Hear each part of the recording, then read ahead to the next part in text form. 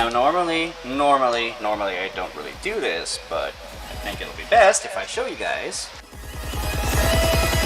So pretty much we're gonna do I'm gonna do something different. Mix it up a little because I like to lift my dumbbells, the dumbbells that I keep in the room for a bit, and then try to do some internet reactions in the middle of it. I am not sure if I should actually do this because it doesn't feel natural, but at the same time, I do it for content. So pretty much, we will see what happens. If I actually do some good for myself for once and try to actually lift weights, small arm lifted weights, while I actually watch a video that actually matters. So to me, this is actually a win-win. Internet reactions plus activity equals productivity. You actually win something great. So yeah, why not? We will see what happens with this one. So the first video that I have here is Overwatch 2 Threw Everything Away. Not sure who this is from, but I think this is from, hold on. To the sound, back to the sound. This is from Silver Axe, and I recently subscribed to him. You guys should too. I'm gonna make sure to link it down onto the actual YouTube video. Wow, I'm actually doing this in the middle of a stream. It's a minor stream, but hell yes, I am doing this in the middle of a stream. Amazing. I don't know if I'm just an idiot or I'm crazy or maybe it's brilliant. Anyway, let's just watch. At least while I do dumbbells.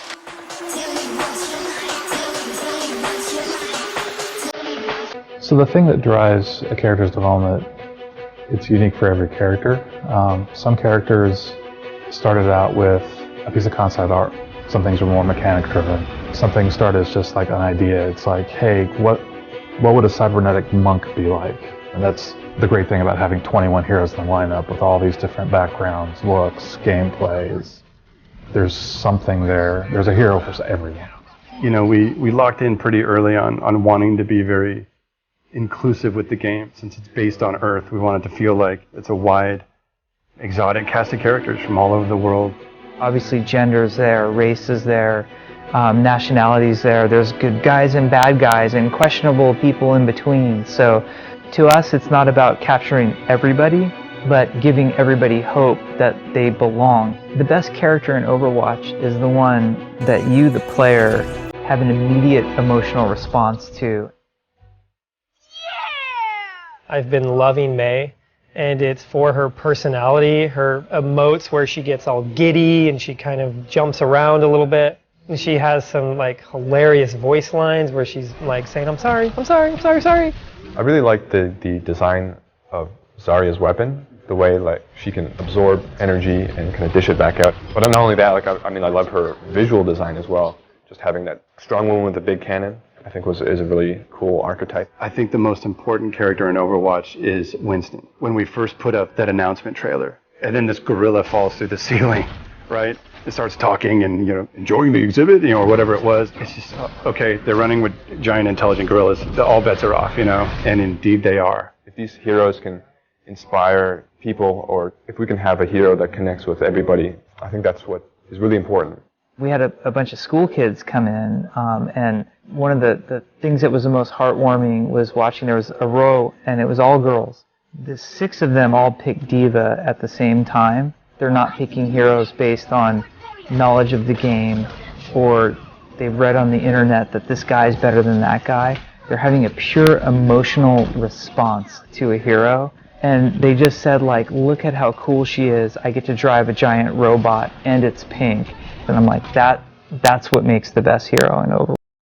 Winston! Go!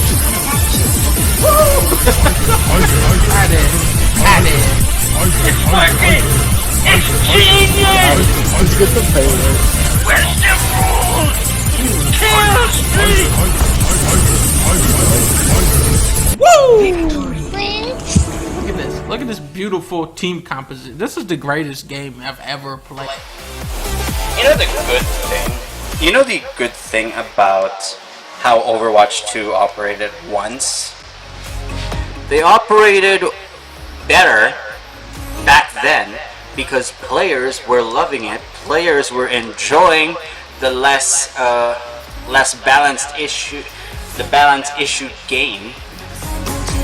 Because as feature patches went on Overwatch and Overwatch 2, the balance just keeps getting horrible, and of course, people don't like that. So, in response to that, in response to all of that, developers and the executives of Blizzard, Activision Blizzard, decided to actually make a second iteration of Overwatch, one that focuses with story. So, Overwatch that was made in 2015 was succeeded by Overwatch 2 that was made years later, and of course, look what happened next. You guys will see it on this video. I've reacted very negatively to this. Even if I don't play Overwatch 2, there are those who defended Overwatch 2, all because they were looking for something that the actual publishers promised. And the promises were broken. The publishers did nothing. You guys will see it on the video. What is that Marcus, how did you get so godlike in Overwatch? Now, most people would answer that with, well, it helps to have a well-rounded cast of heroes that you're good at, so you can counter-pick the enemy team. No, nigga, you just play Junkrat. Just pick Junkrat. It always works. He's the best character in the game. Wake up, America. Marcus, what about the play of the game? I want to get the play of the game. I like Bastion, because when I play him, I get the play of the game. Okay, I hear you. I get it. But let me just show you something.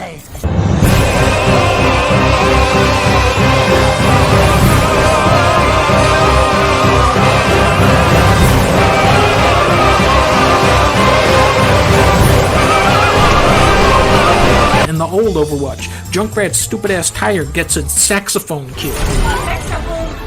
Look at the tire in Overwatch 2. What is that? I'm here for Overwatch 2. No problem, buddy. Here you go. Awesome, thank you. I haven't kept up too much with the updates online, but I loved Overwatch 1, so I can't wait to see what you guys have been working on. Well, there's a lot of changes we've made. Character balances. It's 5v5 now instead of 6v6. We added new maps, new characters, and a PvE mode. You'll love it. Oh, you speaking my language, man. I can't wait. When do I get to play all this? Well, so that's the beauty behind the launch. You won't. What? Oh my god, 40. I just love the plot twist in the middle, after, in the middle of the conversation. I just really love, okay, that's cool. I watched a few of his videos just at unrelated times. I just didn't really see that they were all being connected into a series of videos about Overwatch. So yeah, that's cool. 1000 in queue. Overwatch 2 will be a free-to-play live service. God damn it. Wait, I'm actually in the game. Wait, I'm actually in the game now? Oh my god. Got him. Alright. Fuck! Exactly. There were connectivity issues. There were issues related to players who take too long waiting because there's always a long queue. Especially, and I mean it, especially during launch. Now, is that a problem because there are too many players? Or is that a problem because there are way less servers and way less bandwidth? You really gotta sink this into just logic. And really just come up with a better understanding at how Overwatch 2 will be received. If you are a publisher, you always see the response of the community. That's why there has been a regular disconnect between Activision Blizzard and its audience. And at the same time, it puts a negative light on the publishers because they fail to really just respond to all the feedback. all the feedback there was. Wait a sec. It just put me back in queue. Bro, what the fuck? Let's see how long this takes to go down. Let's see how long it takes to go down. Maybe it'll go down fast. Already Blizzard has removed the new Battle Royale mode. I'm already seeing dozens of players longing for the old days of Overwatch 2 where you couldn't log into the game. Angie, what are you doing? You have to play the game. Immediately, you are confronted with the horrifying truth that roll queue is still in the game, except they took out the fast pass system from before because it didn't actually work.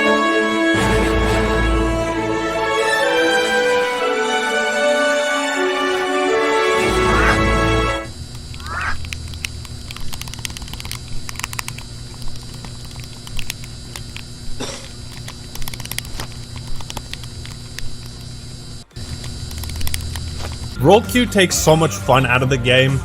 You know, part of the appeal of Overwatch is that you could change characters at any point, and now you can't. Now you have to be a specific class of character and stick to that. Like, imagine if they did this to League of Legends. Goddamn, people would be pissed. Luckily, they've been focusing on the important things, like changing McCree's name to Cole Cassidy. I'm still calling him McCree. Jesse McCree, the real person, not the digital cowboy, was spotted in a screenshot of a chat log called BlizzCon Cosby Crew. Sir, more allegations of sexual harassment in the workplace have surfaced. Oh, no problem. How's that trailer for Overwatch 2 coming? Doesn't this new video game make you forget about all the stolen breast milk at our company? Now, one of the great things about the original Overwatch is that in 2016 and its early years, they were able to get people really excited about the lore and universe of its game, with breathtaking— Exactly. I mean, seriously, maybe you could have actually invested in how the story progression would be. Maybe not story progression from in between Overwatch and Overwatch 2, but at least put the dedication to actually put the linearity focused on just the story. But here's where promises really just break down. Valorant has cinematics as well, but they didn't have story-oriented modes. Did they have story-oriented modes from the beginning? No. And Valorant was still successful. Overwatch became successful because there's a story behind all the characters, a story behind all the maps. And publishers are trying to push the mode in which there would be PvE. So, it's just blind promising to your own player base, and that is unhealthy. Doing it blindly and then never delivering it in the first place. Well, you can deliver it by parts. Does that change anything? Of course it does! You make the single most remembered promise, and you never deliver on it, and you were given time! You were given so much time! I mean, what the hell are you doing? It's an executive decision, of course, and the developers don't have a chance to say anything. That's why developers just leave the publisher, and of course, the executive decision to actually completely remove PvE in bulk just pisses everyone off. Hey, Blizzard, what exactly are you expecting of us? To be idiots? Of course you are! Because that's how you operate! You operate for profit, not for product quality! Yeah? Cinematics and accompanying materials that really pulled you into caring about these characters. The animation quality and the uniqueness of the characters presented were just something else. So when a story mode is promised for Overwatch 2, everyone was excited because it finally felt like we were getting a much needed expansion to the Overwatch universe that we've been wanting. But hey, let's not get distracted by our delusional past hopes and focus on why we're here now. The PvE that was promised for Overwatch 2, the sole reason for Overwatch 2 existing, wasn't happening. The PvE just got scrapped a few days ago. With everything we've learned about what it takes to operate this game at the level that you deserve, it's clear that we can't deliver on that original vision for PvE that was shown in 2019. What that means is that we won't be delivering that dedicated hero mode with talent trees, that long-term power progression. Those things just aren't in our plans anymore. I want to say that I don't blame the developers. I don't even blame Aaron Keller and his Jimmy Neutron haircut. If there's anyone who has even more of a right to be outraged at Blizzard than us fans, it's the developers who had years' worth of hard work poured down the drain because it couldn't sell enough battle passes.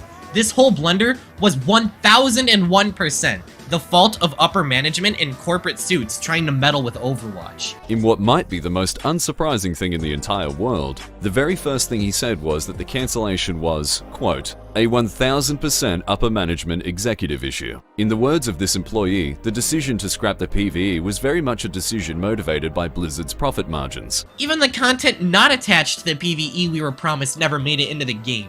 We have yet to receive news on what happened to the weapon inspect animations, placeable flags, hand emotes, the missing maps shown in the trailers, the dynamic weather system, and so much more. It really sucks that the developers have to be themselves the marketing mouthpiece for the game as well. So they sort of have to tell the lies that Bobby Kotick would want them to tell. Keep in mind, this is the same guy that would reportedly write verbatim the responses that his figureheads would say in response to the lawsuits. So you really have to be careful absorbing any of the PR speak from anyone at Blizzard as if it's them speaking themselves. No, they're speaking for Bobby. And think about this from Jeff Kaplan's point of view. He gets to be the scapegoat that goes on stage to overpromise this massive game that they're trying to make, that Aaron Keller cleared up on how audacious the vision of this was. That not only did Jeff want that, each hero having 30 to 50 talents in a PvE endlessly replayable Diablo game. Behind the scenes, they wanted another higher, bigger game,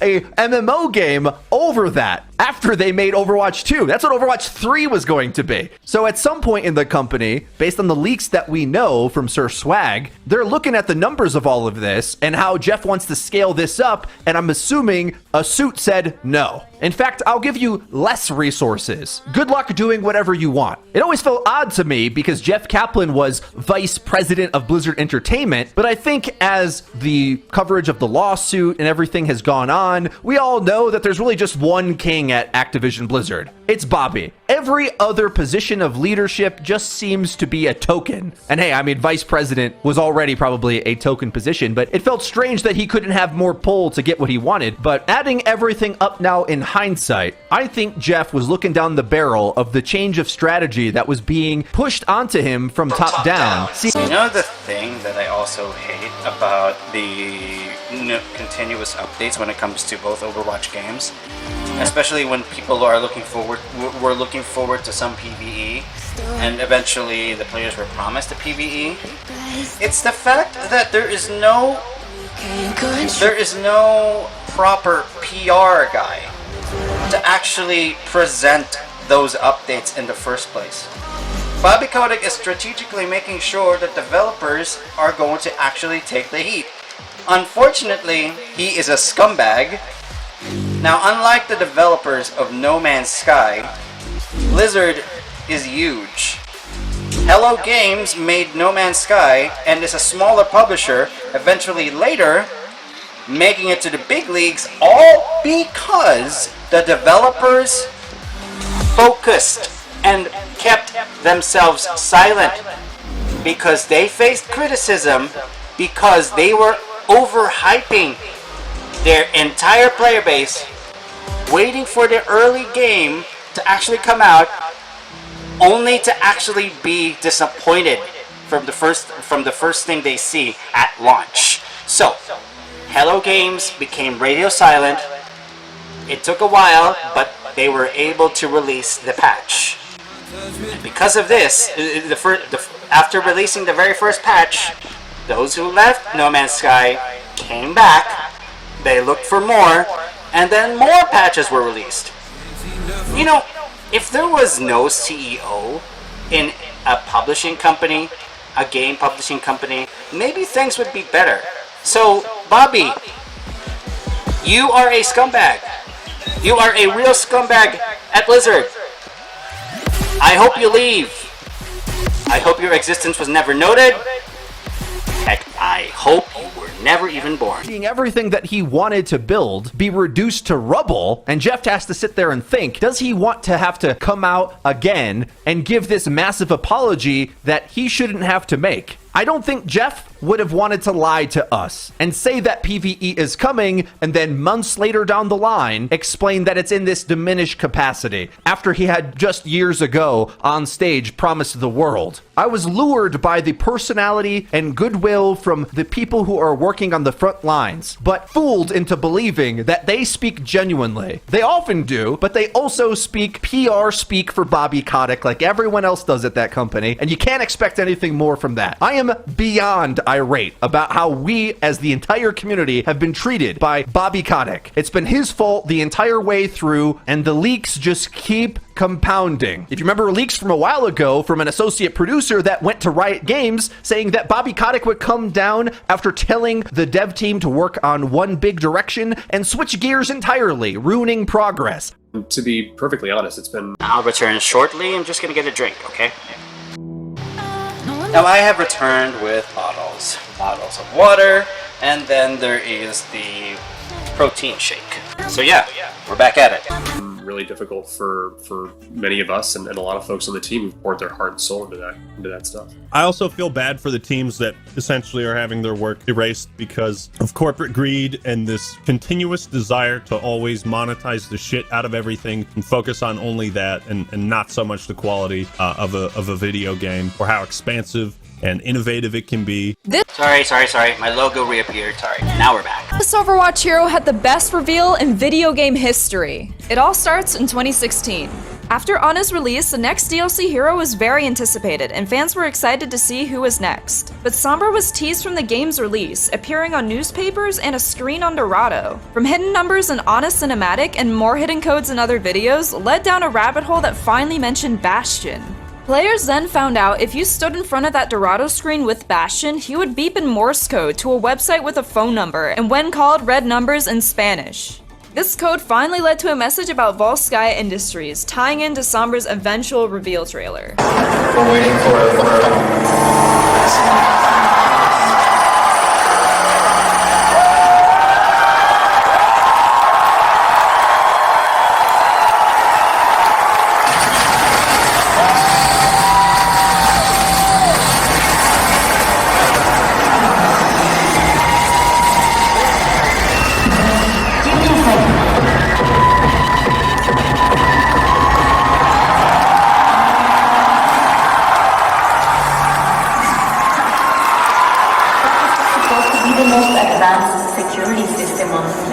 But initially, when Overwatch was first created, there was actually a no magic rule put in place by the original lore creator Michael Chu.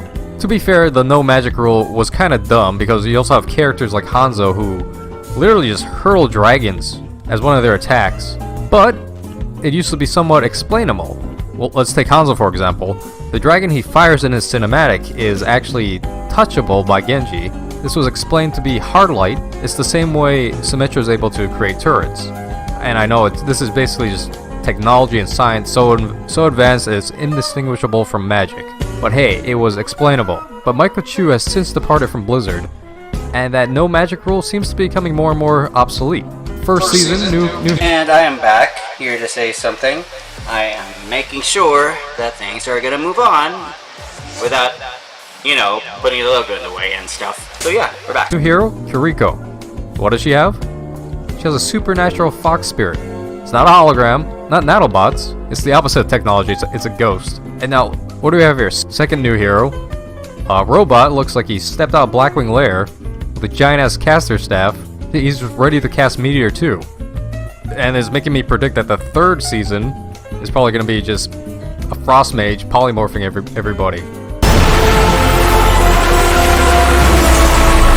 AB announced this King's Diversity tool, which drew a lot of criticism, and for good reason. They, quickly rewrote this article, but thankfully the Wayback Machine exists. But I feel it's important to note that the people who designed this system disavowed this article and the way AB was trying to use it. So let's take a look at the original article and then compare it to the new one. So what is this diversity tool? Well, it's a way for Activision Blizzard to assign number values to a character based on their physical disabilities, gender, race, ethnicity, skin color, sexual orientation, you name it, and assign a number value to that, grading its diversity. With this innovative new system, the character design process now has a tangible way of avoiding tokenism, stereotypes, and exclusion. I love how they bring up tokenism while admitting how much value they place on characters simply for their diversity rating, as I'll call it. Like, isn't that what tokenism is? Especially alarming is how you removed all reference of it being used in active game development. Like, come on, we know you're using this in Overwatch too. I don't know, man, big companies like this tend to show you who they really are with their actions and not their meaningless words. One of the key design philosophies behind Overwatch 2 is that poor people aren't actually people. In order to log in, you now need to provide a phone number, and that shit better not be prepaid. You will also need to provide the address to the house that you own to play this game. If you are living at your parents' house, and sorry, you can't play. If you are living in an apartment, and that doesn't count. You need to have proof of ownership, and that mortgage better be paid up. But more than that, we shifted our values for how we want to develop the game. You sure did shift your values by starting to charge people, what, $20 for skins? Charging them like 4 times what the skin was previously worth in the original game? What was that stat about, like, it would take you 712 years to get the amount of credits necessary to unlock all the cosmetics in the game without paying for them? It was some ridiculous stat. Bobby, they're talking to you. You're being terrible with those prices. You're being egregious with those practices. It's not good. Blizzard's wallet. The monetization in this game is deplorable. See, this is a legendary skin in Overwatch 1, and in Overwatch 1, legendary skins actually started out pretty decent, but much more simple compared to the legendary skins that released later on. It was very apparent that the design skills increased over time during the course of Overwatch 1. But this is a legendary in Overwatch 2. This is a legendary. Unlike the ones in the original Overwatch, the ones that were earnable for free just by playing, this one looks like crap, and you have to take out your wallet to get it. With this next season's Battle Pass, you will have had to spend $50 to get each one. The Battle Pass in this game is actually not just a cosmetic thing. 3 of the Battle Passes in Overwatch 2 so far have had a hero attached to it. What this means is that people who buy the Premium Battle Pass instantly unlock this new hero to play in their games. People on the free Battle Pass do not. None of Overwatch's core issues have been addressed here. 5v5 ends up making the game even more steamroll heavy than the original. The game still expects an unrealistic amount of teamwork from a community of players that needed roll queue to pick their characters for them, and the objectives are still anti-fun garbage. So you see the problem that Blizzard is creating for its player base? Their strategy is exactly anti-consumer, and at the same time the player base is not really being given a great incentive for actually playing the game itself. So what you're looking at is a game made by a publisher repeatedly fooling its player base for profit. You know that it is already so bad that this would be the exact result. Scrapping the PvE itself. Blizzard should be boycotted. No one is doing anything solid to boycott this company. Somebody burn it down! Why are we here? Overwatch 2 isn't the worst game I've played this year, but it's definitely the most disappointing. Overwatch 1 was a beacon of hope in the game industry when there was a lot of also-ran type shooter games out. Overwatch 2 was supposed to be the walk, as Aaron Keller describes it. Instead, as we know, that vision will never be realized at this pace, at the level of commitment that Bobby Kotick is willing to give this dev team. I'll end this rant today by reminding you Jeff Kaplan's final response before leaving the company, written almost as if it was on a napkin in lowercase. Jeff's final personal note, he says, "I'm leaving Blizzard Entertainment after 19 amazing years. It was truly the honor of a lifetime to have the opportunity to create worlds and heroes for such a passionate audience. I want to express my deep appreciation to everyone at Blizzard who supported our games, our game teams, and our players. But I want to say a special thanks to the wonderful game developers that shared in the journey of creation with me. Never accept the world as it appears to be. Always dare to see it for what it could be. I hope you do the same.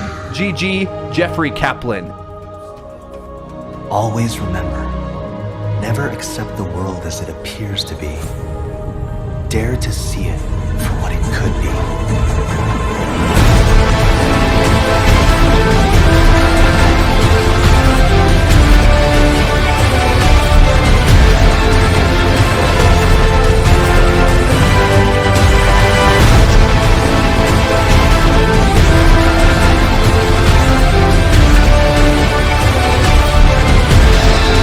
So, Bobby, what does this actually make you feel? Does it make you feel you want to sue, I don't know, everyone?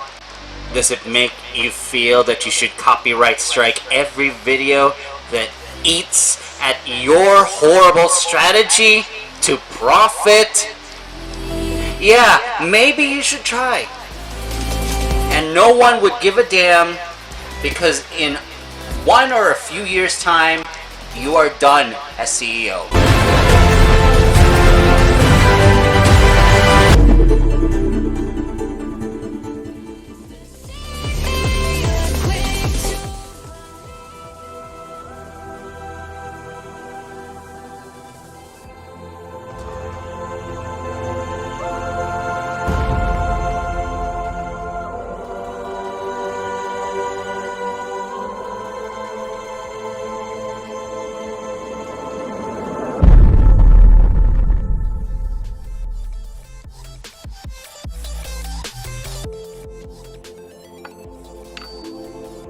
I have been called.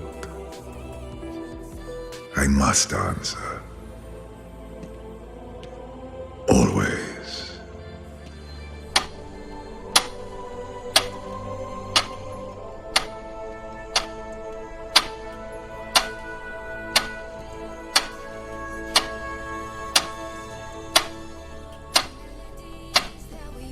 The message of the video itself actually says that, well, if any company would do right by the consumers of their products, they would be more appreciated, they would last so much longer. Of course, if you find people are idiots, then definitely you can actually do whatever the hell you want for profit, but if there is a community being made behind all the consumers of your own products, you've got to listen to feedback. It is really much better that you actually listen to some feedback. That's all we're asking, especially in the gaming communities around the world. That's all we're asking. You know the good thing about Okayu? She always watches Gura clips. So, yeah, we're gonna take a look at this. Okayu is a simp for Gura. そういえば今日さ、ツイッチーさんの公式のツイートがたまたまタイムラインに流れてきて、天城夏樹先生が Ladies and gentlemen, the internet. Problems of the internet.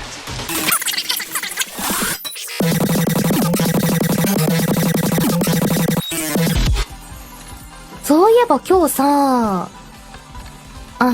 ツイッチーさんの公式アカウントかなのツイートがたまたまタイムラインに流れてきて、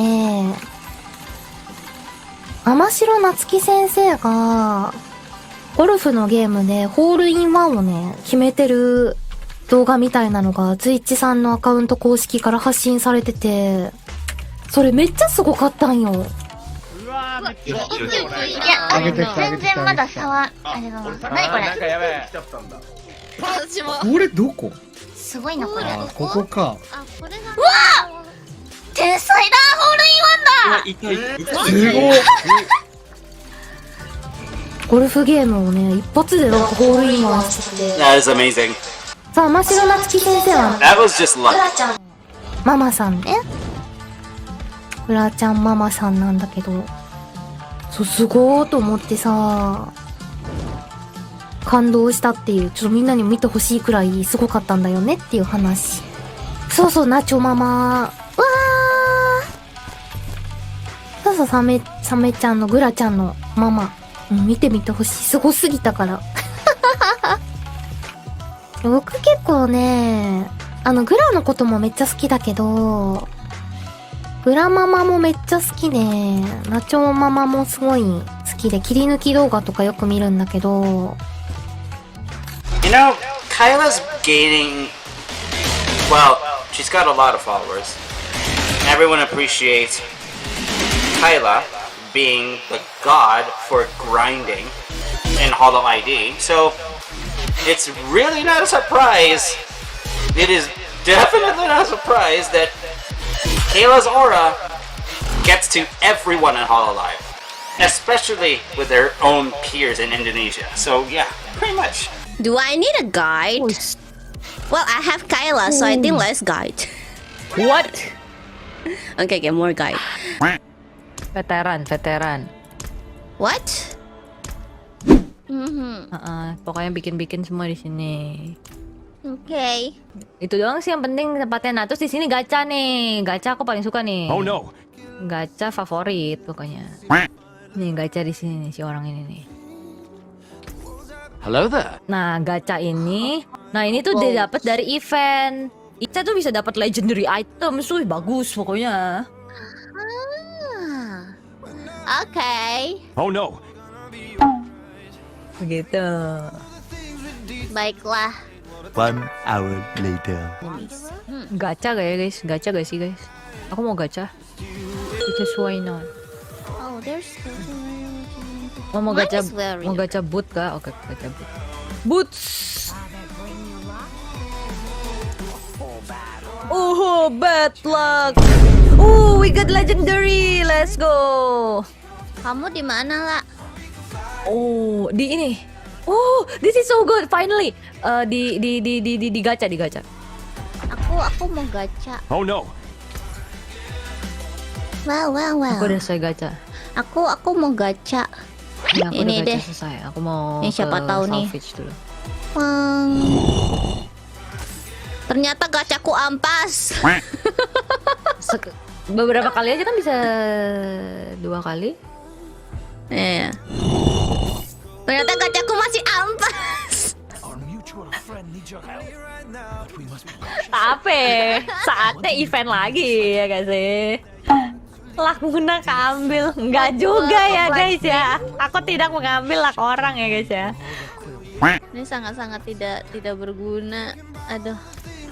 Tolong ya guys ya. Aku tidak mengambil lak orang. Mohon maaf. Are you sure about that?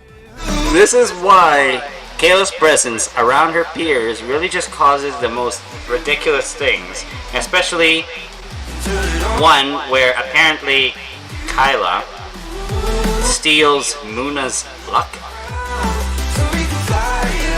Okay, sure. Yep, we're also doing serious topics here too, so definitely I'm gonna make sure I keep an eye out on this one because, I mean, TikTok is not a great platform because China. Recently there's been a trend that's just been going absolutely viral on TikTok with some creators getting tens of millions of views per video, and this is the fart spray prank. And naturally, someone got caught for it and is now facing 10 years in prison for it. And this all happened at a high school in Texas, and unfortunately for this teenager, he had just turned 18, so he is most likely going to be penalized like an adult. But at first, the school and the officials didn't even realize it was a prank. They thought something seriously wrong was happening at the school, so they evacuated the entire thing and even got the hazardous material crews sent in. Tonight, authorities over in Montgomery County, Excuse me! He got hazmat involved as well? You know that it is a recipe for disaster. If there is even anything radioactive being indicated in a certain prank. Wow, what was he thinking? After what's being called an unbearable odor. It forced classes to cancel early today, and we know that they will stay closed tomorrow. At least six children. Odor. Okay, I thought nuclear stuff, but let's be honest. Not every odor is harmless. You gotta understand, some odors are so bad for your smell, for your sense of smell, that it would actually make you faint. It would actually do things to your body, not always healthy. So yeah, definitely not a good prank if that's the level of ridiculousness he's gonna actually put out. I mean, that is not even remotely a prank. That is sabotaging everyone's lives. From Caney Creek High School, sent to the hospitals complaining of headaches. Fox 26's How much spray do they use? With concerned parents tonight. For the second straight day, students at Caney Creek High School sick from an unusual smell. It just smelled like gas. Kaylee Pate, a freshman, I'm not gonna send my kid up there to get sicker. her mother keeping Kaylee home Thursday after the teen left class Wednesday with a headache. Every kid I saw was having a headache, and plenty of them were puking. Like, I don't know them, but there was around 20-ish to 30-ish that I saw. When I picked my daughter up, all these kids were coming out with a cold in their heads. Kids were vomiting. They're nauseous, passing out. 6 students taken to area hospitals. Hold up. Over 30 kids was like puking and vomiting and nauseous. Wait, no. How much fart spray did they use? And did they like just spray it around in the classroom, or did they empty it in the HVAC unit? Like, how are they getting that many people sick from it? 6 students taken to area hospitals. Hazmat crews from Montgomery County unable to find what's causing some to feel sick. These hazmat teams are professionals. They know a lot about different types of gases. Their meters picked up nothing, so it's a mystery. The Caney Creek High School principal telling parents in a letter that the presence of natural gas has not been detected on our campus. At this time, we have not ruled out that the odor may be the result of a prank foul odor spray. It could be a prank, some type of spray that is being discharged around the school, which we hope is not, because I promise you they will be held accountable. Imagine ruining your life over a fart spray. Yeah, imagine a prank actually going so wrong you would actually be facing multiple years in prison just because you made a prank, and it's definitely not funny. You think you're actually funny at some point, and then people will get mad at you for doing something horrendous and something that would sabotage everyone's daily lives just so you could get views on a platform that was made in China. That would be a terrible thing to go to prison for, and for the other inmates to find out why you're in prison for. Oh yeah, that guy, he did a fart spray prank at school. So now he's sitting here for 10 years. I mean, hopefully he doesn't get the maximum sentence, because that is insanity. But we'll get to that later on in this video. School officials promising to keep investigating until they find what's causing some of these students to feel sick. And so I find out that it's cleared up. No, my kid will not go up there because they have shown that they are negligent about informing parents of what's going on. Yes, sir. Okay.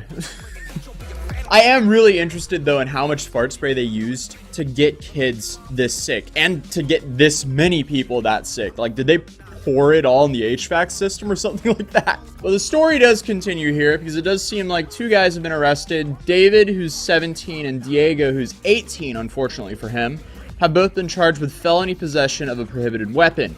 Both have been released on a $3,000 bond. Neither David nor Diego could immediately be reached for a comment, nor could Wendy Baker, who's representing David, but Diego, the 18-year-old, did not have an attorney on record listed. I'd rather add this in the video, but I really hope that one kid gets a public defender, at least, because he's already made his life way harder over a fart spray prank. Hopefully he just doesn't lose 10 years of his life because of it.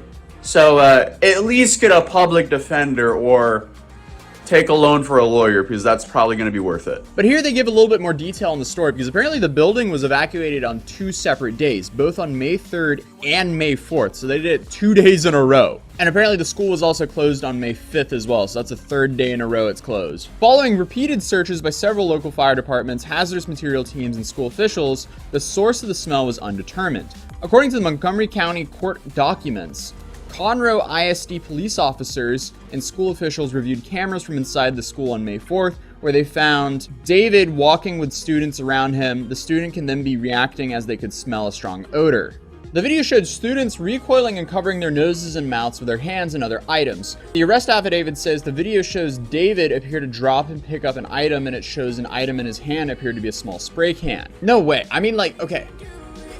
If you're spraying fart spray around your school, and you can clearly see that your school has cameras all around, and they shut down the school the first day for it, why would you go back and do it the second day if you know there's cameras around? David is simply stupid. That's why. Clearly, he would need to deserve the punishment that is being given to him. Taking this very seriously. And then it moves on from being a harmless prank if they're shutting down the school and filling the school with a hazardous prevention team. Man,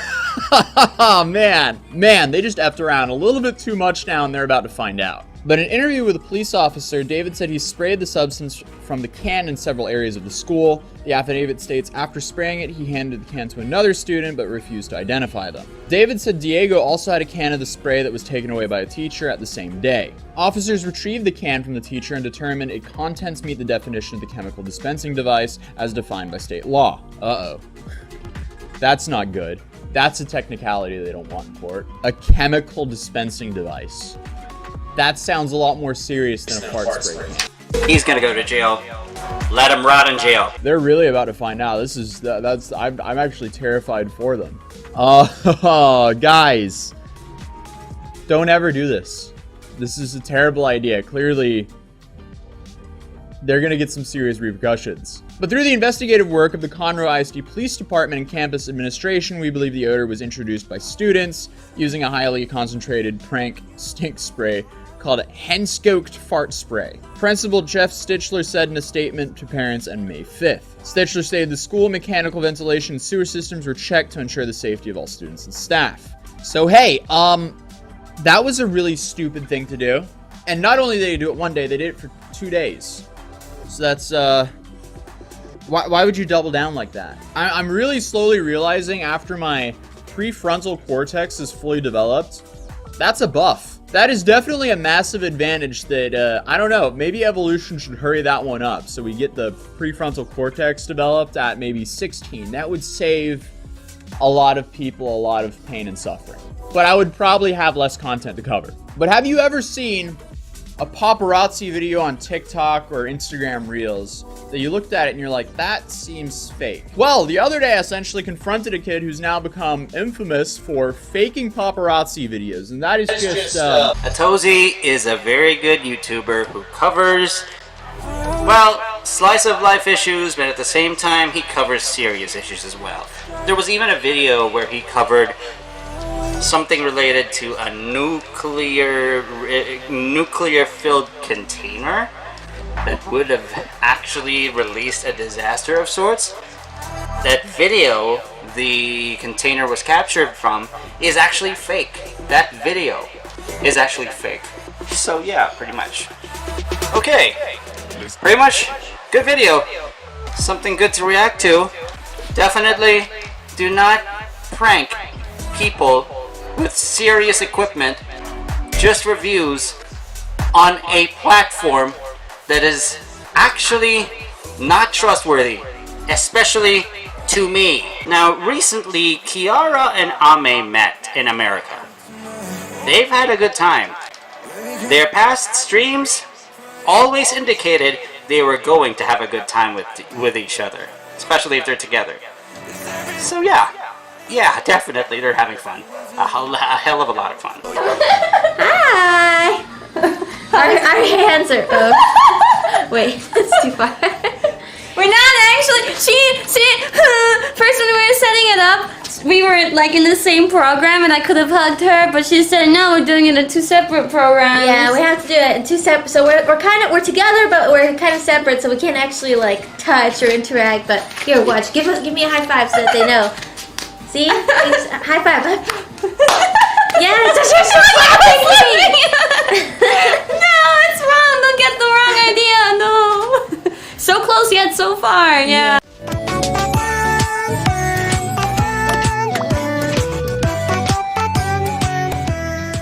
Very good video. Tenma is one of those legendary VTubers, the kind of VTubers who are definitely ranting so much.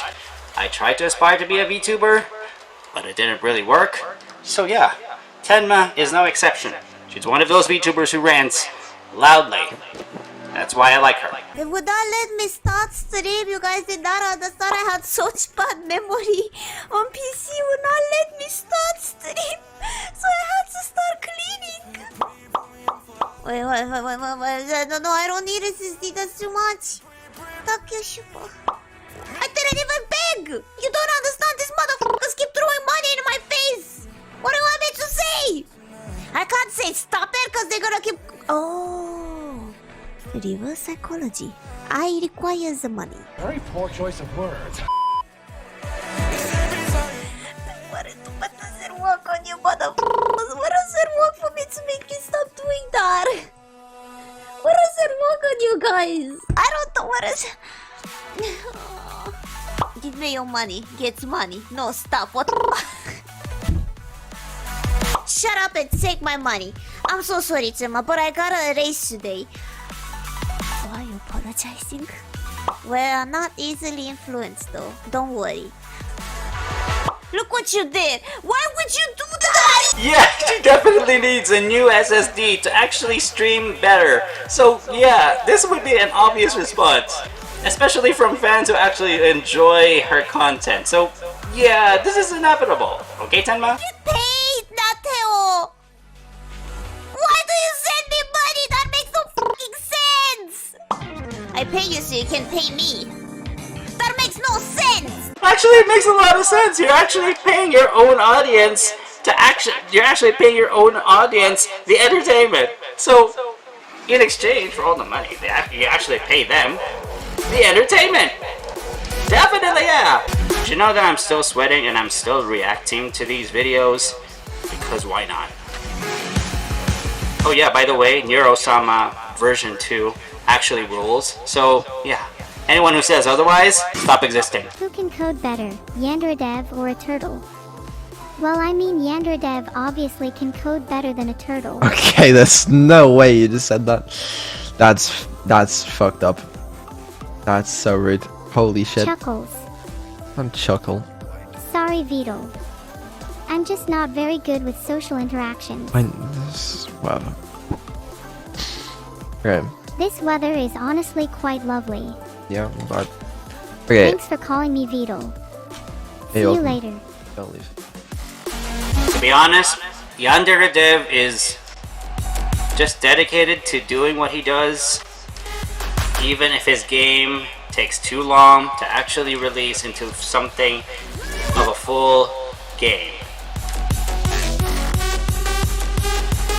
I mean, just saying, it really takes too long for him to actually make the game finalized, so yeah. This is the actual trailer for Death Island. I'm actually looking forward to Resident Evil games being given a definite makeover. This is no exception. This is one of the films after the Resident Evil 2 and Resident Evil 3 remakes. So, yeah, it's really, really hype. After all she's been through, she's trying to make up for what happened to her. You mean how Wesker brainwashed her and made her come after us? No one's blaming Jill for that. No one. Except Jill.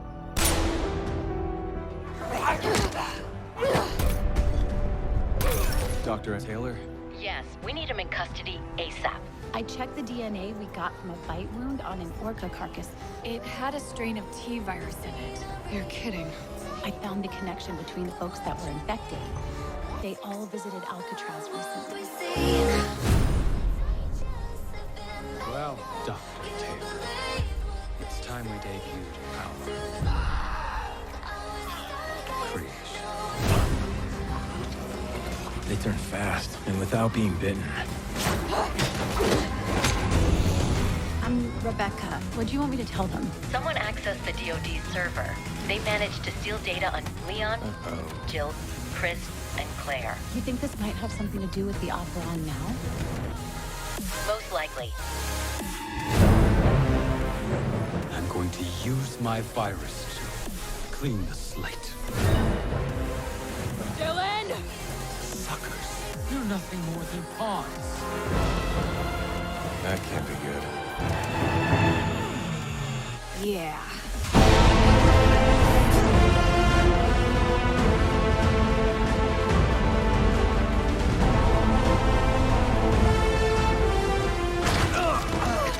Duck! Excuse me? He's all yours.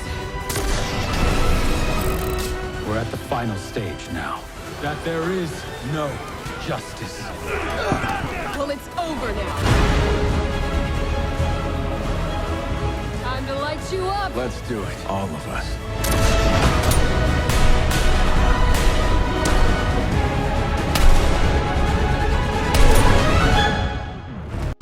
All of us. We can check this.